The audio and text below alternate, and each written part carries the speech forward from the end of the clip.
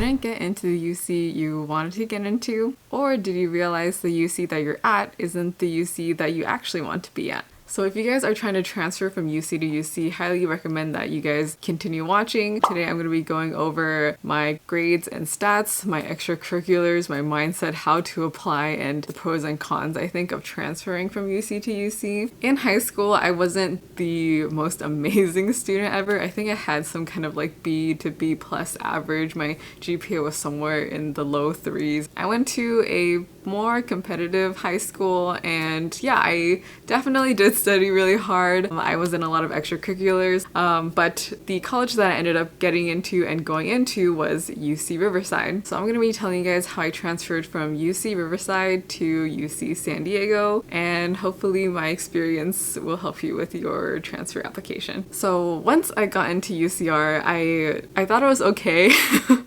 It wasn't the best experience, but obviously it wasn't that terrible either. There wasn't much to do there, but I did make a lot of really good friends. But I knew in my heart that I wanted to transfer. The mindset that I went into it, and the mindset that I hope you guys can all also take going into it, is that it doesn't hurt to try. Honestly, I just felt like I have nothing against UCR. I actually really liked them as a school. The faculty and the people that I met there were so kind and amazing. But I just felt that it wasn't a good fit for me, which is why I wanted to transfer. So now I'm going to be sharing with you my grades and my stats. So when you're transferring colleges, the grades that they really only look at and the ones that they really only care for is your first year of university. The reason for that is because when you're applying at application, you're only in your first quarter of your second year, so they don't actually get to assess the grades in your second year. They do ask for your transcript after they admit you, just to make sure you didn't, fail any classes or anything like that. There's a lot of focus and attention on the first year of university, and you just want to highlight how you did that year, and yeah, so make sure you do well. For me, in my first quarter, I had a 3.9 GPA. I took 3 classes. It was 15 units because a lot of the business courses, I was a business major by the way, a lot of the business classes are 5 units each. Of the 3 classes that I took, I got 2 A's and 1 A minus, so my GPA was 3.9. Subsequent quarters, I don't remember the exact grades. I only remember that my first quarter because I was just like, man, I really killed it my first quarter, and I was really happy. The subsequent quarters were mixes of A's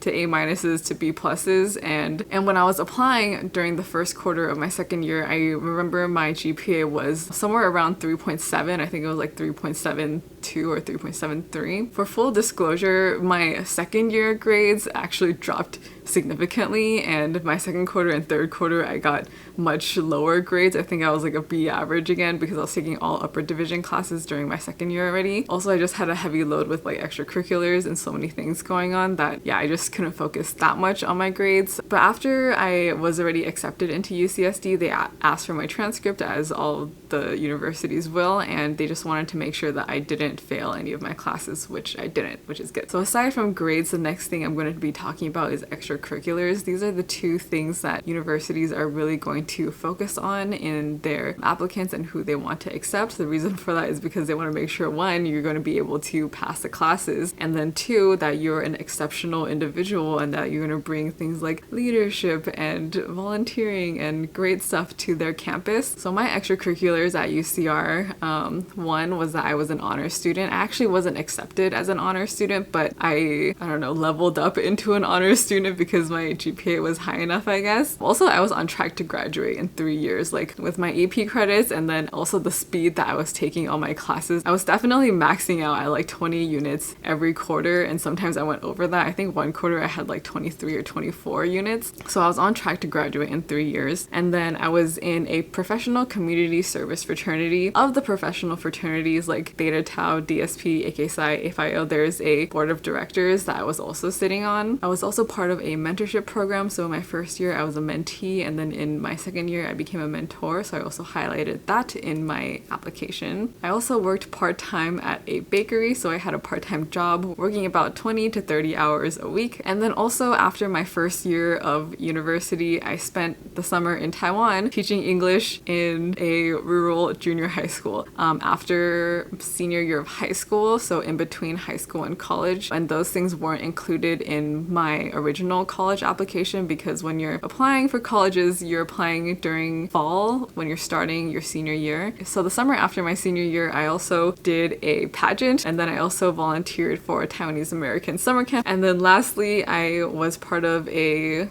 kind of like leadership training camp. Yeah, and so all those things put together were all the extracurriculars I had. Honestly, it was a lot. Every summer I had things to do, and then when I was at UCR, my schedule was packed. I was either in school studying, or I was at work, or I was running around doing something for the fraternity or for the mentorship program or for the honors program. And it was a lot and it was stressful, but it was good. And I think sometimes a little bit of stress is a good thing, especially when you're trying to challenge yourself to achieve some sort of goal. And one of my goals was to push myself as hard as I can so I would be able to shine as an applicant and be able to transfer, which I was able to do, so yay! So now I'm going to be talking about how to apply from UC to UC. The application is completely the same. The schedule might be a little bit different. Just go online and check the dates for that year. The only different thing about the application is the essays that you have to write. So one of the prompts that you have to write is why you want to transfer. If you guys want to know why I wrote about it, you guys can ask questions in the comments down below, and then if I get a lot of questions about like my essays or like anything that you guys want, maybe I'll make another video. And I would say that in your application and in your essays, just really highlight what all the things that you did in your first year,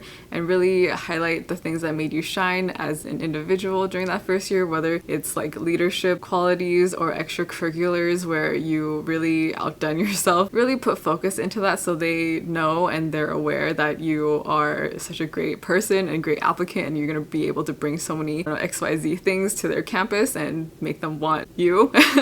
And then a little bit about my experience with transferring. So I actually was accepted to UC San Diego and I was waitlisted to UCLA. But honestly, UCSD was also great. It was a great experience. I made so many amazing friends. The beach was so beautiful. There are a lot of pros and cons to transferring, a ton of pros and cons, some of which are like which classes transfer and which classes don't transfer, and if that will affect how much longer you'll be in university. I know a lot of transfers end up graduating in 5 years instead of 4. And then it'll also affect if you have to retake any classes, which would definitely kind of suck. But I think the UCs are pretty good about that if you're transferring from UC to UC. I mean, obviously the people are really great. The transfer community is really tight-knit and stuff like that, but making friends when you get there, especially with people who started at that university during their first year, it's so hard to make friends because everyone already has their like little bubble. Yeah, I can go over it in another video if you guys want me to. But yeah, that was a little bit of information about my transfer experience and how to transfer. So yeah, I hope that you guys found this video helpful. If you guys have any questions, feel free to leave me a comment down below and I will try to get to you as soon as possible. If you guys want to DM me on Instagram, I also read all of my DMs. If you thought this video was helpful, please give it a thumbs up, subscribe to my channel if you haven't already, and I wish you guys the best of luck with transferring. Bye!